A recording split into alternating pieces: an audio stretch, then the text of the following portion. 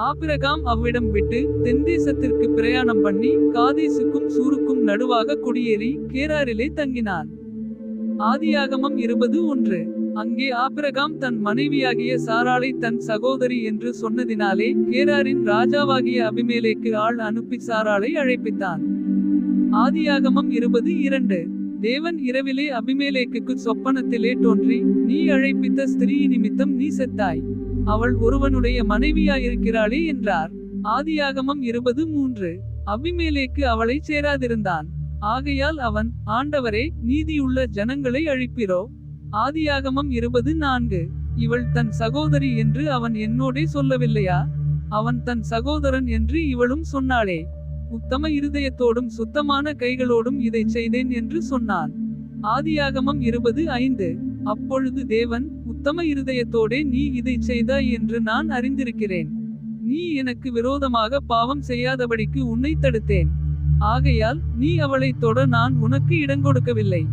ஆதியாகமம் 20:6. அந்த மனுஷனுடைய மனைவியை அவனிடத்திற்கு அனுப்பிவிடு. அவன் ஒரு தீர்க்கதரிசி. நீ பிழைக்கும்படி அவன் உனக்காக வேண்டுதல் செய்வான்.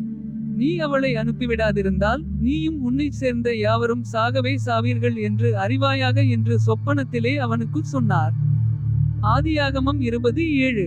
அபிமெலேக்கு அதிகாலையில் எழுந்து தன் ஊழியக்காரரையெல்லாம் அழைப்பித்து இந்த சங்கதிகளையெல்லாம் அவர்கள் கேட்கும்படி சொன்னான்.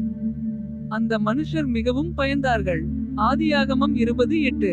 அப்பொழுது அபிமெலேக்கு ஆபிரகாமை அழைப்பித்து, நீ எங்களுக்கு என்ன காரியம் செய்தாய்? நீ என் மேலும் என் ராஜ்யத்தின் மேலும் கொடிய பாவம் சுமர பண்ணுகிறதற்கு உனக்கு நான் என்ன குற்றம் செய்தேன்?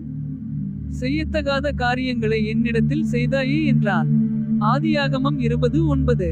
பின்னும் அபிமெலேக்கு ஆபிரகாமை நோக்கி, என்னத்தை கண்டு நீ இந்த காரியத்தை செய்தாய் என்றான். ஆதியாகமம் 20:10. அதற்கு ஆபிரகாம், இவ்விடத்தில் தெய்வபயம் இல்லை என்றும் என் மனைவி நிமித்தம் என்னை கொன்று போடுவார்கள் என்றும் நான் நினைத்தேன். ஆதியாகமம் 20:11. அவள் என் சகோதரி என்பது மெய்தான். அவள் என் தகப்பனுக்கு குமாரத்தி, என் தாய்க்கு குமாரத்தி அல்ல. அவள் எனக்கு மனைவியானாள். ஆதியாகமம் 20:12.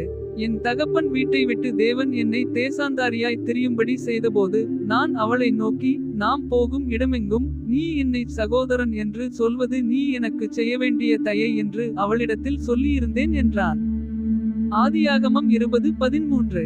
அப்பொழுது அபிமெலேக்கு ஆடுமாடுகளையும் வேலைக்காரரையும் வேலைக்காரிகளையும் ஆபிரகாமுக்கு கொடுத்து அவன் மனைவியாகிய சாராளையும் அவனிடத்தில் திரும்ப ஒப்புவித்தான். ஆதியாகமம் 20:14. பின்னும் அபிமெலேக்கு, இதோ என் தேசம் உனக்கு முன்பாக இருக்கிறது, உன் பார்வைக்கு சம்மதியான இடத்தில் குடியிரு என்று சொன்னான். ஆதியாகமம் 20:15.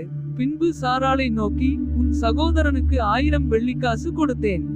இதோ உன்னோடிருக்கிற எல்லார் முன்பாகவும் மற்ற யாவர் முன்பாகவும் இது உன் முகத்துக்கு முக்காட்டுக்காவதாக என்றான். இப்படி அவள் கடிந்து கொள்ளப்பட்டாள். ஆதியாகமம் 20:16. ஆபிரகாமுடைய மனைவியாகிய சாராளி நிமித்தம் கர்த்தர் அபிமெலேக்குடைய வீட்டாரின் கற்பங்களை எல்லாம் அடைத்திருந்தபடியால். ஆதியாகமம் 20:17. ஆபிரகாம் தேவனை நோக்கி வேண்டிக் கொண்டான்.